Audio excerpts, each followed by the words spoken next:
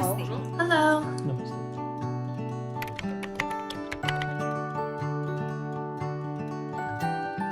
Many companies we speak to agree that climate change and the loss of nature pose a material risk to their business. And they know we need a bold and just transition to a regenerative and circular use of the Earth's resources. They know that the next 10 years will be critical if we want to turn things around and prevent runaway climate change and destruction of nature. They also know we have this decade to achieve the Sustainable Development Goals. And when it comes to climate change and nature loss, companies know their biggest risks and opportunities lie in their supply base, the raw materials they source. What they don't always know is what to do, if they're doing enough, fast enough, or what to do next. That's where our benchmarking comes in. I'm Liesl Truscott, Director of European and Materials Strategy at Textile Exchange. And in this short video, we're going to tell you why our benchmark program has become the most widely used industry tool for textile companies to measure, manage, and integrate a preferred materials strategy into business operations. We'll also look at how benchmarking provides valuable insights into those questions posed earlier of what to do now and what to do next when it comes to addressing risks and opportunity. Our ambition is to help companies accelerate progress towards a regenerative and circular future by mapping the path forward, creating a race to the top index, and providing personalized feedback to all benchmarkers. And we'll also be measuring the sector's progress year on year through this decade of decisive action. So let's jump straight in with the why. Hi, I'm Jessica Garcia Lama, the CFMB Program Manager. I'm going to walk us through the why of the benchmark. So why we all, including you, invest so significantly in benchmarking. I think it's a great question to start with because running and participating in a benchmark program is time but also can be resource intensive. However, benchmarking is efficient as well as effective when it comes to the costs versus the benefits because it encourages collective action and collective measurement. And it does this by accommodating multiple organizations to adopt the same indications of success, by providing a reporting framework, and by setting a path of action that can be measured. And just as importantly, benchmarking provides a feedback mechanism that can be used as a gap analysis and does encourage continuous improvement. It also provides a way for companies to compare their own progress year on year, and also how they compare with their peers, thereby driving a competitive race to the top. But best of all, it allows for industry-level progress to be tracked and best practices to be discovered, shared, and scaled. Potentially leaders' success contributes to the success of others. So while benchmarking starts off a competitive race to the top, it ends up being a mechanism for collective action to happen. It's also worth mentioning that transparency is another key feature of a good benchmark. An important act of reporting benchmark results publicly is a vital part of the program. We will talk more about important benchmark products that the CFMB enables later on.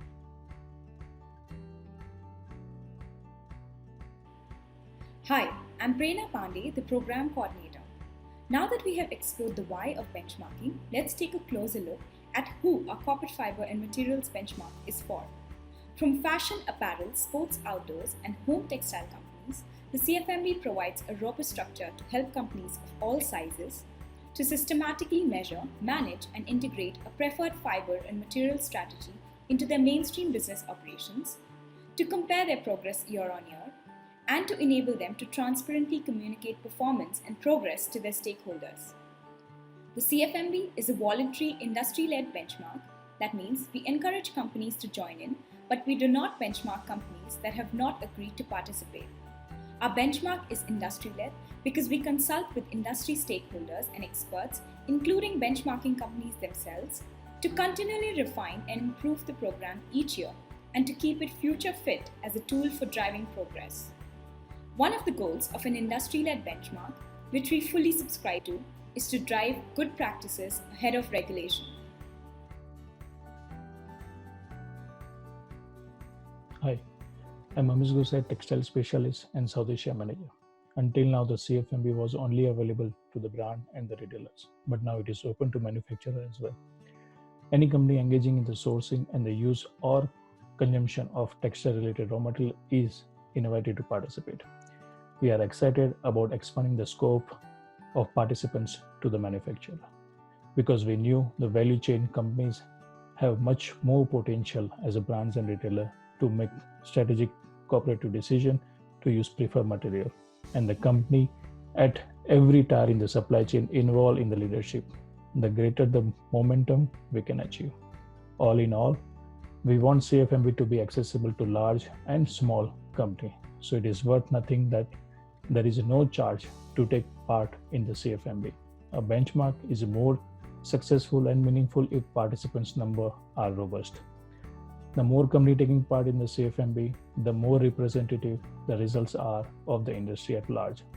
This is important to textile exchange as we aim to accelerate the material change.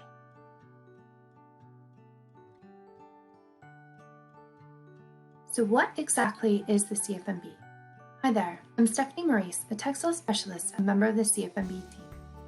Let's explore some key components of the CFMB program. As mentioned earlier by my colleagues, the CFMB provides a robust structure to help companies systematically measure, manage, and integrate a preferred fiber and material strategy into mainstream business operations. A company can identify how they're engaging on sustainability, and through the benchmarking process, can see how their engagement compares with their peers and identify possible opportunities to keep improving and increasing sustainability commitments. The CFMB framework includes strategy and risk management related questions, questions on SMART targets for uptake of preferred or more sustainable materials, as well as questions on circularity. Companies are also required to report on their annual volumetric uptake of all materials. The CFMB seeks alignment with the Sustainable Development Goals, and just this year, we've also introduced a biodiversity module. Now, that's a lot of measurement. It is worth note that there is not an expectation that any company would ever score maximum points on CFMB, but consistent engagement can show that clear year-on-year progress for each company. Each element of the framework is like a landmark along the way of each unique sustainability path each company takes, and provides inspiration for increasing engagement for the future. When we first started, our benchmarking was purely driven by volumetric uptake of preferred materials, such as the top 10 users of organic cotton or recycled polyester. We've gradually increased the scope of CFMB over the years, as we can no longer think about material use without thinking about the ways to manage risk and impact, as well as decrease the dependency on resources. As we look to our Climate Plus goals at Textile Exchange, we know that nature is a key element to the climate conversation, and therefore believe the new biodiversity module is a great addition to the CFMB framework, centralizing companies' engagement into biodiversity and further exploring landscape-based risks of textile supply chains. Now, let's take a look at the benchmarking portal where companies respond to the CFMB survey. Hi there, I'm Swetlin, Senior Data Analyst. The first point I'd like to make is that the CFMB is fueled by the data that participating companies enter into the CFMB online benchmarking portal. All participants register and set up their own secure company portal in a technology platform called ProBench. ProBench is owned by Textile Exchange's technology partner, 73bit. The 73bit team pioneered and maintained this platform for a large number of clients to run their specific benchmarking programs, including the United Nations Principles for Responsible Investment and the Access to Nutrition Index funded by the Bill and Melinda Gates Foundation, amongst many, many others. Once a company is registered with the program, it has access to the online surveys and scorecards. I want to emphasize that each company's portal is kept completely confidential through a secure, password-protected system. We know how sensitive some of the data is, and confidentiality is top of our concerns. Companies can access all their previous survey entries and associated scorecards in their portal, not just their current ones. So it serves as a safe storage place for companies to house their important sourcing data. Data confidence is a top priority for us. We have developed and published a suite of guidance documents and methodologies, and these are available in the public domain.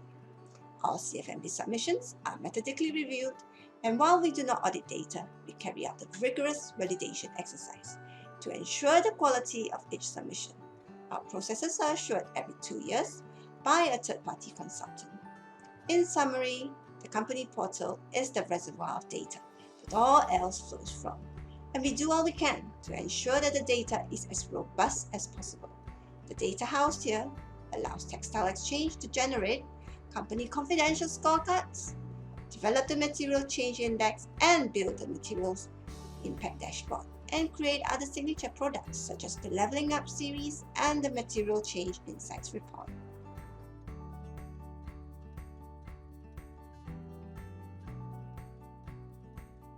Let me give you a quick overview of the key CFMB products. I'm Yvonne Tan, Director of Data Management and China Strategy. Company scorecards come in 3 styles. Every participant receives a complimentary standard scorecard. The standard scorecard provides all key information of your benchmark, including company results as well as comparisons with peers and the industry at large.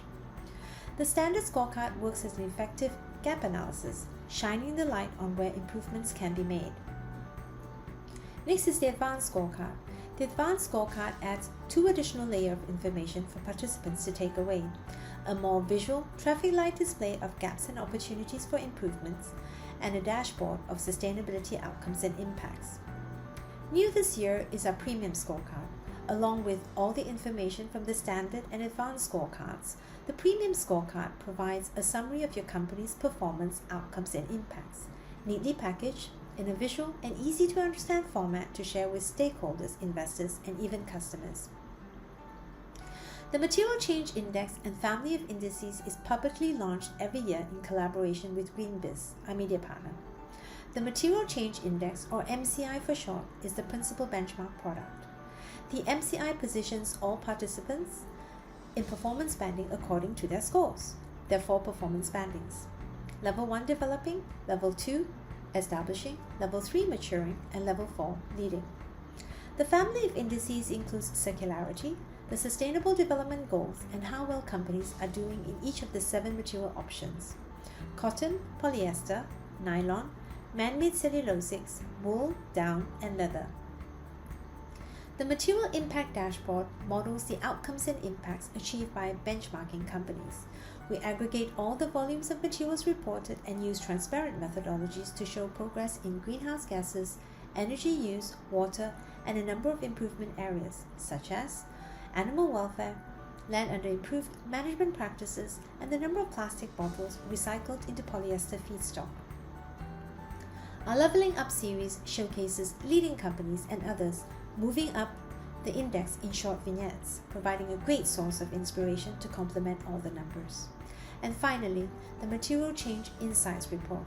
This report presents the state of fiber material sourcing as well as year-on-year performance results, an important annual reflection on how we are progressing as an industry along the sustainability journey.